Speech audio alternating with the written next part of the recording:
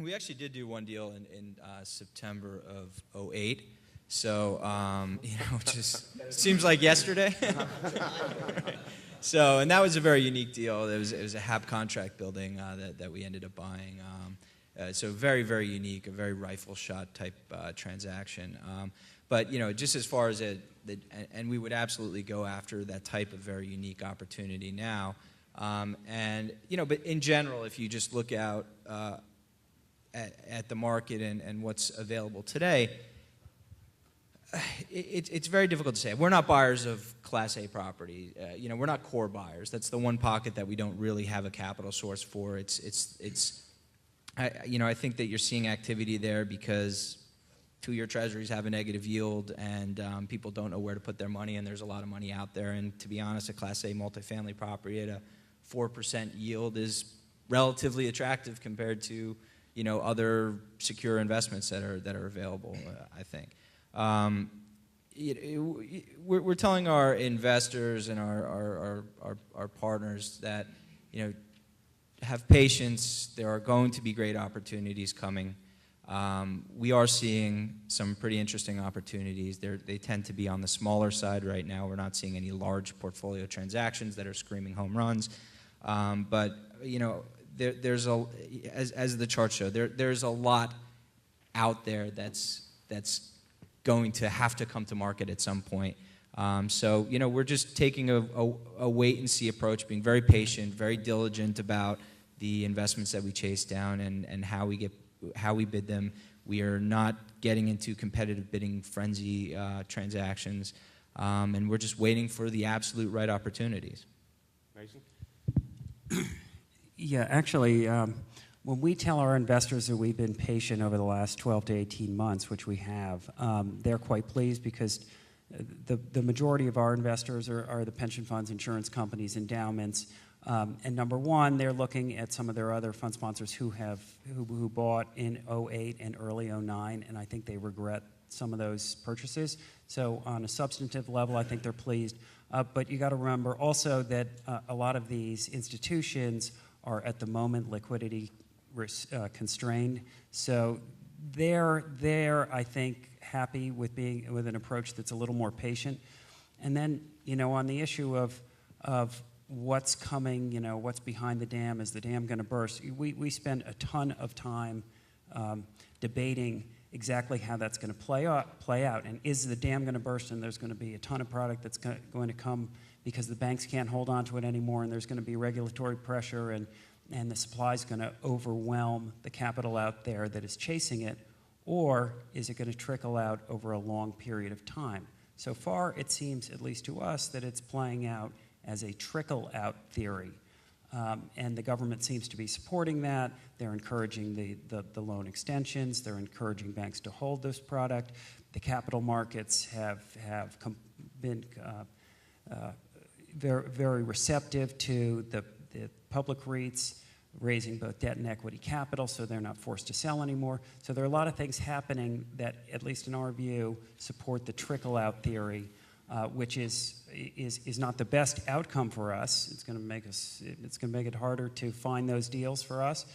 But so far, that seems to be the way it's playing out. Tim and Max, next question. Since you guys see a lot of financial statements and research in the loan side, where are we in operations? Where are we in rent rolls? Where are we in people coming through the door? And apartments are one of the greatest leading indicators for the economy because they're rent. Where are we? Excuse me. In terms of apartment, really depend on the market. Mm-hmm. For example, in our portfolio, some are market doing great. Washington D.C., Houston, those places, Boston, all doing great. Some market just Atlanta. What do you mean by great? Great, relative basis, national average. How about that? Mm-hmm. But in terms of they all rent a decline. But I think second half of 2009, we're seeing some stabilization across all market. Okay. Rent not picking up yet. Our expectation is the second half of next year, rent will start moving up. But NOI will not grow until probably 2011. That's our current assessment in our portfolio. Max? Yeah, I mean, we've seen similar trends. Yeah, obviously, rents have been down rather significantly over the last, 18 months. Moreover, I think collections, especially in New York City, is become more of an issue. Going from more the 5% range to now 10 or 20% in collections, which makes a difference on the bottom line. And I tend to agree. I think until you see some economic indicators improve, unemployment, consumer confidence, and just overall growth, I don't think you'll see rents and occupancy improve until then. I think it's probably in the back half of 2010, perhaps 2011. But definitely, we have not seen a significant increase yet in rents. I mean, it's still sort of downtrending or stabilizing. Okay. Any questions from the audience to the people up here on the panel? Sir?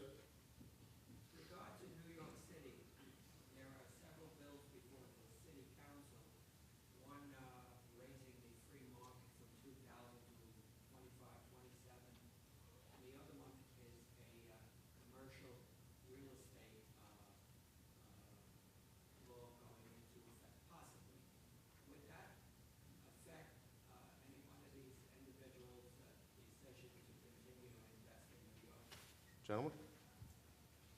Yeah, I mean, the first one will certainly have an impact on anybody that owns rent-stabilized apartments in New York City, which we own many. Generally, our business plan isn't predicated upon luxury decontrol. At some point in the future, with inflation, rents will get above. Our average rent, generally market rent, in most of our rent-stabilized assets is about $1,500 a month. So that $1,500 has to grow substantially over a long period of time before we start bumping up against this luxury decontrol $2,000 limit. And quite frankly, look, that's less of an issue, quite frankly, than some of the other ideas that were being put before legislation about basically taking away the MCI ability of your capital improvements, being able to pass them back through to your tenants.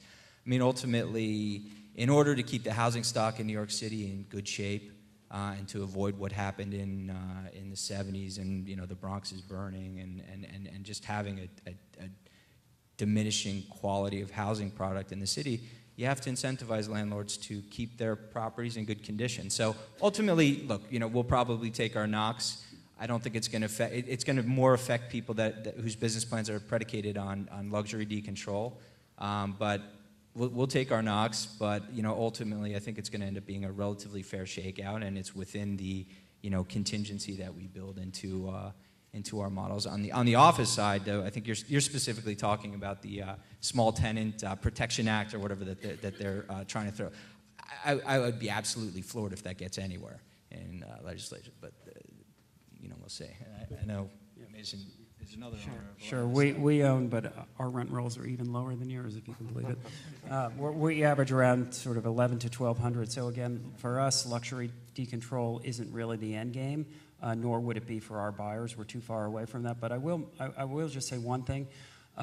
The intensity of the political involvement in this sector seems to be ever increasing. And then with the recent ruling, the Stuytown ruling, just a major case which creates all sorts of issues. There are issues even for those of us. They're smaller, much smaller issues, but there's still issues for those of us who own the stuff that's not entirely dependent on luxury decontrol. This whole political climate, the legal climate, I think is going to be a knock on the sector, and in one respect, it may deter institutional capital from re-entering or redeploying in this sector, and that could impact a return to the pricing we saw a few years back. So just to add on to one thing, one thing that's interesting about New York also, and the rent-stabilized asset in particular, is that you really have to find operating partners and investment managers that understand the regulations. Otherwise, you could absolutely get killed. So being able to navigate the intricacies and understand the politics that are involved and the regulation that's involved.